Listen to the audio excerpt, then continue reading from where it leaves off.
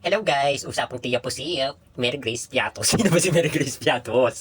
Sino ba yun? At saka maraming nagtatag sa akin dito, ano daw opinion ko dito sa mga chat message na ito about dun sa suhulan. No, magbibigay lang ako ng isang example. Ang isang galon o isang lalagyanan ng tubig, pag tumutulo yan, para mawala yung tulo, kailangan tapalan. 'Di ba?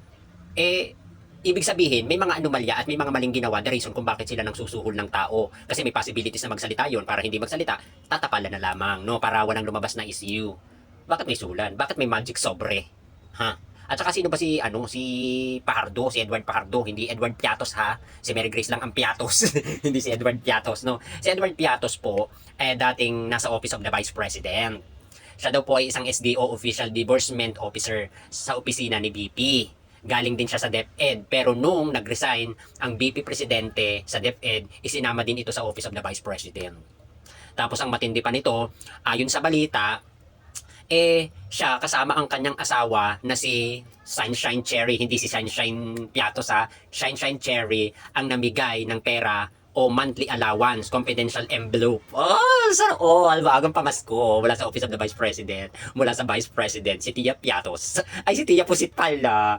At may pangapa-allowance pa, no? At saka dito, bakit ba sinusuhulan ng isang tao? No, bakit ba sinusuhulan?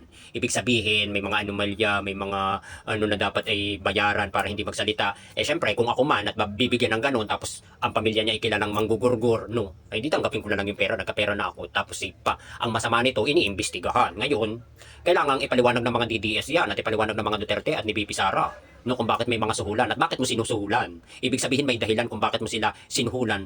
Ibig sabihin, pinipigilan mo sila sa gusto at maaari nilang sabihin. Kaya tiya pusit, ikaw ang sumagot niyan at kailangan mong sagutin yan. Dahil ang matindi pa nito, ang ginagastos mo, pera ng taong bayan, hindi mo pera. Nakakapag-travel ka, nakakapanood ka ng concert sa Germany, nakakapunta ka, nakakapag-anak ka sa binyag, sa kasalan, nakakapunta ka sa mga patay-patay. Tapos ang ginagastos mo, sarili mong pera. Pero yung ibinabayad mo sa mga taong ayaw mong papagsalitain para dun sa mga anomalya mo, pera ng taong bayan ang ginagamit mo, huy!